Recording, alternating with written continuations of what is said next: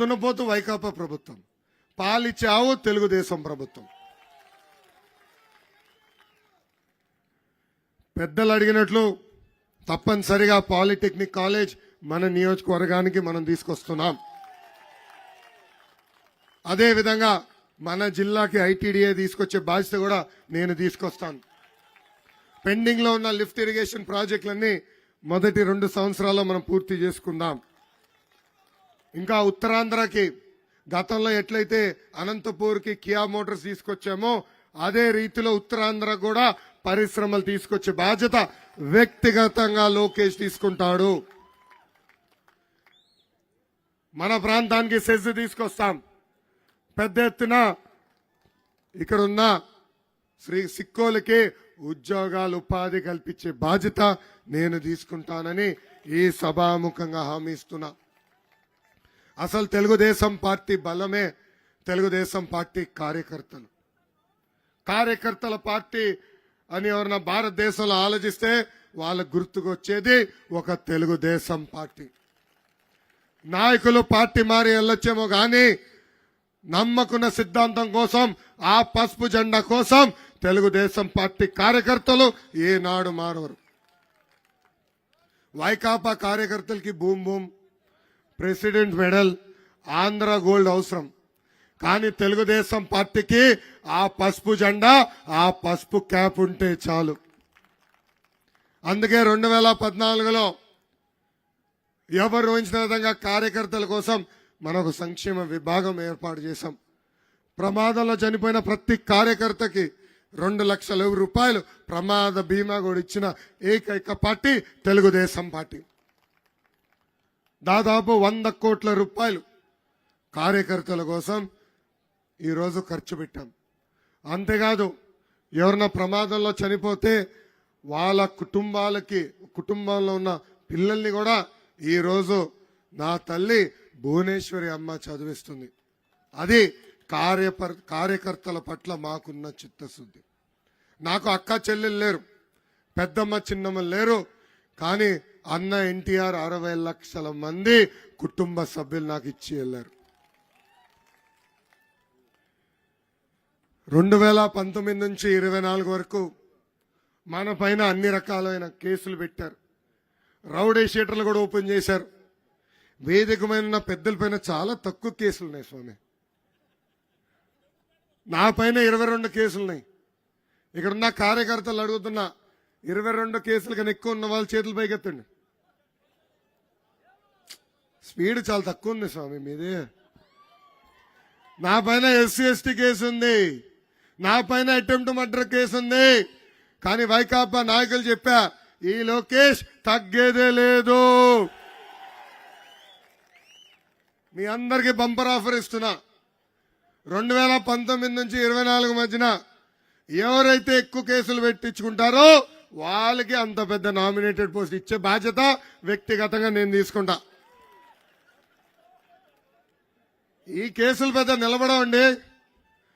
రేపు మన అధికారంలోకి వచ్చిన తర్వాత ఏ అధికారులు అయితే చట్టాన్ని ఉల్లంఘించమని ఇబ్బంది పెట్టారో, ఏ వైకాపా నాయకులైతే చట్టాన్ని ఉల్లంఘించమని ఇబ్బంది పెట్టారో వాళ్ళందరి పేర్లు నేను ఎర్ర బుక్ లో రాసుకున్నా. వడ్డీ, చక్ర వడ్డీతో సహా ప్రతిదీ చెల్లించే బాధ్యత వ్యక్తిగతంగా నేను తీసుకుంటానని ఈ సభాముఖంగా కార్యకర్తలకు నేను హామీ ఇస్తున్నా. అన్న ఎన్టీఆర్ మన దేవుడు, చంద్రబాబు గారు మన రాముడు, కానీ వైకాపా నాయకులకి లోకేష్ మూర్ఖుడు. వాళ్ళ ఇతర దేశాలకి పారిపోయినా లేదంటే ఇతర రాష్ట్రాలకి పారిపోయినా వాళ్ళని పట్టుకు వచ్చి జైళ్ళకి పంపించే బాధ్యత నేను వ్యక్తిగతంగా తీసుకుంటానని ఈ సభాముఖంగా మీ అందరికి నేను హామీ ఇస్తున్నా. ఈరోజు మాడుతున్నా ఈరోజు ఈ శంఖారావం కార్యక్రమం ద్వారా ఇక్కడున్న క్లస్టర్ యూనిట్ బూత్ నాయకులు నేను కోరుతున్నా, మీ అందరికి ఇప్పటికీ ఒక కిట్ ఇచ్చాం. ఆ కిట్లో మీ అందరికి ఒక కిట్ ఇచ్చాం. ఆ కిట్లో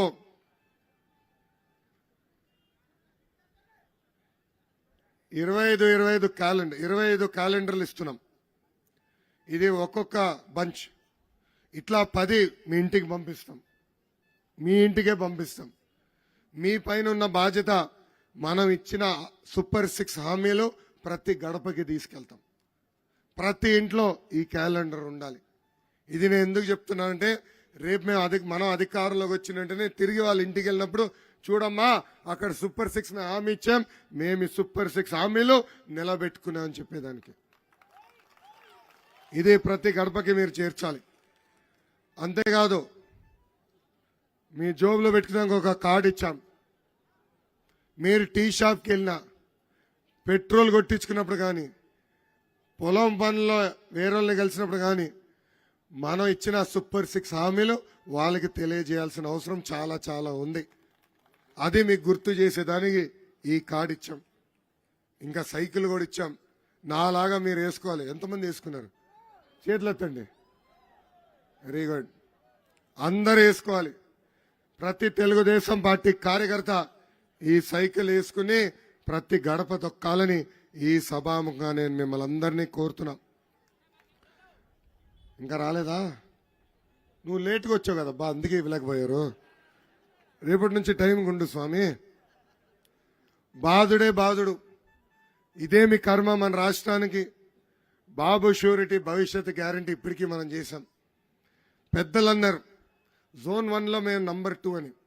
నేను ఒప్పుకోను. మీరు 46% చేశారండి బాబు షూరిటీ భవిష్యత్ గ్యారంటీ. కొంచెం ఒకసారి వినండి. మాకు డేటా ఉంది. 46% జరిగింది. పాలకోల్లో నిమ్మల రామానాయుడు గారు 92% చేశాడు. మంగళగిరిలో మేము దాదాపు 63% పూర్తి చేసుకున్నాం. మనందరం పోటీ పడాలి. నేను అందుకన్నా మీరు జోన్తో పోటీ పడతాం కాదండి, రాష్ట్రంతో పోటీ పడాలని కోరుతున్నా. పోటీ పడతారా? రెడీనా? అందుకే ఇప్పుడు బాబు సూపర్ 6 కూడా ప్రతి గడపకి తీసుకెళ్ళాలి. రేపు వెంకటరమణ గారి రికమెండేషన్లు అవసరంలా. ఎవరు పని చేశారు లేదో నాకు ల్యాప్టాప్ తెరిస్తే తెలిసిపోతుంది. ఇప్పుడు టెలిగ్రామ్ ద్వారా ఎవరు ఏ గడపకి వెళ్తున్నారో లేదో నాకు తెలిసిపోతుంది. రేపు మిమ్మల్ని వెతుక్కుంటా నేను వచ్చి నామినేటెడ్ పోస్టులు ఇచ్చే బాధ్యత తీసుకుంటాను. నా చుట్టూ తిరుగుతాం కాదు, పార్టీ ఆఫీస్ చుట్టూ తిరుగుతాం కాదు, ప్రజల చుట్టూ తిరగండి. మిమ్మల్ని వెతుక్కుంటా తెలుగుదేశం పార్టీ వస్తుంది. రెడీనా? నా ఛాలెంజ్కి నా ఛాలెంజ్ స్వీకరిస్తున్నారా? సిద్ధమా? Thank you.